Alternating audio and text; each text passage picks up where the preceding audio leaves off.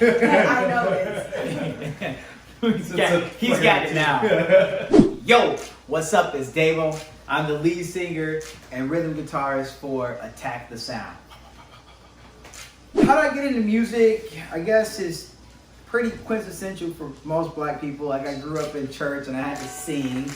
And when I wasn't singing, I was always interested in the way we made music. So I knew that at some point I wanted to get in playing some type of instrument. So I learned piano, I learned drums, I learned the violin, but none of those things really stuck. And then my uncle started teaching me how to play the bass guitar. And for whatever reason, I just felt like the bass just wasn't right for me. There was something missing. And I ended up seeing a commercial at the time that had Lenny Kravitz Fly Away on it. And I knew that that's what I wanted to do. I wanted to play guitar like that. I wanted to have that control and that power and that sound, you know, that you get from playing guitar. And that was, it was history after that. But my uncle couldn't teach me that. So he gave me my grandfather's old acoustic guitar out of the basement. It was all beat up. I had to learn how to tune it and teach myself how to play. And from there, I kind of like started to get people to help me out along the way. So what led me to create Attack the Sound, and if you think of Attack the Sound as a concept, the way that we're formed and the way that we play our music, what really led me to that was I was kind of moseying around in the music scene in Chicago. I met a bunch of crazy and phenomenal acts, and I just always felt like what it was that I wanted to bring was missing something. And that something was more people. And it was like Earth, Wind, and Fire, you know, the stylistics and stuff like that. I wanted a group like that. And I ended up seeing this group that's no longer around, but they were called Kids These Days. Originally, the front man was Vic Mensa, and their setup was completely that. They had 4 horns, they had drums, bass, keys, they had the whole shebang. Everything you could, everybody sang, backgrounds, and I was like, I want to develop a band like that. And this was the first time that I had seen it at such a young stage. So I now knew by seeing that it was possible, which really pushed me to go forth and try to find the elements that would then become the concept that we are for Attack the Sound. The very first band I started was a punk rock band, and we called it Toilet Water. But it was called Toilet Water, and the reason why I called it Toilet Water is because I was just super young and trying to experiment. I wanted something that people could relate to, but it also shocked them when they said it. And then they would always follow up asking me, well, why'd you call it Toilet Water? Because I want it to be something that everyone will experience in their life. I wanted my music to be that, right? Just like you experience toilet water. Well, the issue is that in some places in the world, they don't have toilets. I mean, if I went to Africa, there were no toilets. So they don't get the backsplash of water from the toilet, so they don't know what toilet water is at all. So, but also punk bands have these absurd names like that. So it was right on par with that.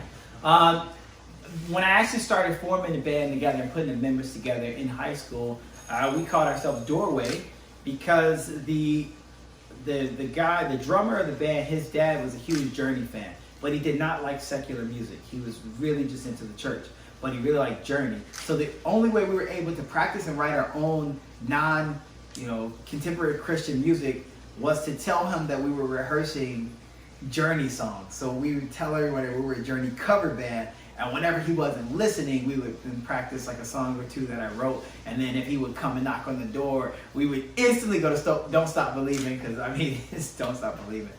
We went from Doorway, and that led into this group called Toothpicks and Chew Sticks with a guy that I met in the subway. At the time, he was a producer and an engineer and a percussionist, and his name was Cortez, and we linked up together. He always had a chew stick.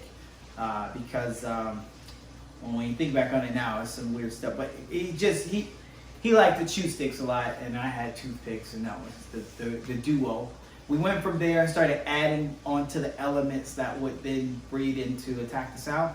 And we added a saxophonist and a drummer, and we called ourselves Technical Difficulties because being so inexperienced at the time of playing shows was we played some really nice shows, but we were so inexperienced that we always had issues, always had technical difficulties. We played a show where they told us there were full backline, and we showed up and there was no backline. And I just so happened to have like a small like practice amp that was in my car, and I brought in the practice amp. They mic'd it up, and I think the practice amp could only take so much wattage, and their wattage that they put out at this venue, it was the US Beer Co, by the way. It's not around anymore, but it blew my amp. So it blew my amp in the beginning of the show. So we literally went from trying to play amp to playing acoustic with a drummer. It was the weirdest stuff ever. So we caught ourselves technical difficulties because we always had technical difficulties. And then as we were working on a project for Tech Def, we found out that there were 2 other bands with the name Tech Def, and I, having the forward thinking, I'm like, I'm not gonna fight a legal battle with these guys in the foreseeable future if they stick around and become better and become bigger. So I was like, we should change the name, and we were working on a project called Affect the Sound, which had the concept of like just playing around with a bunch of different sounds and utilizing what we had organically to create music. So there was some concepts that we never used, but if you've seen Bohemian Rhapsody and remember the part where they were in the studio recording, it was like all time. That was literally what we were doing, and it was kind of cool to see that that was already embodied somewhere else. So we were on the right path. But the project was going to be called Affect the Sound, and when we had the brainstorming process to rename the band,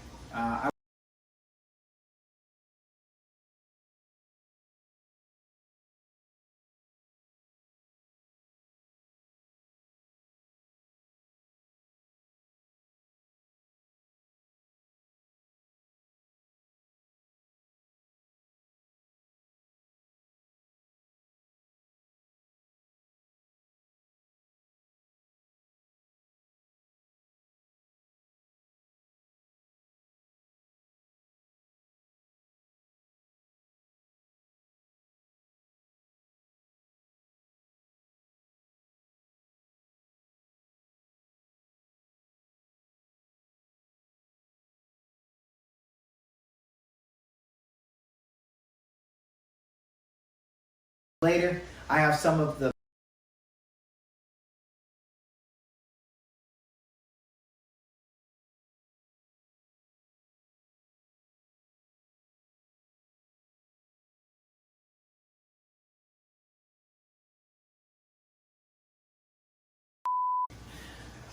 so describing Attack the Sound, I mean, it's an alternative band, alternative pop, alternative R&B, whatever. But it's a collective noise. It's a collective beautiful noise, right?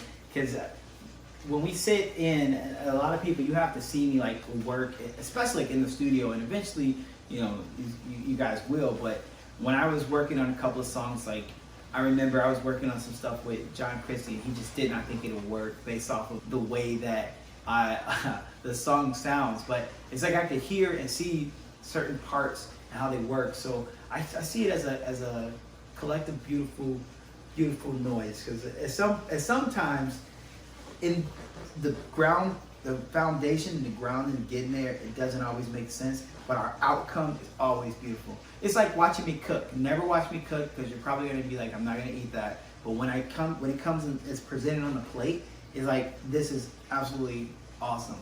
But watching me prepare it, you're gonna be probably glorified. But it's sanitary though. So that's the type of sound. We're sanitary.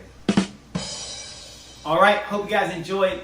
This is your boy Davo from Attack the Sound. Make sure you like, subscribe, follow, and share all of our content and our pages. So this is our first episode of Meet the Band. So make sure you do that so you can check out all the new content coming along the way. So I'll see you there.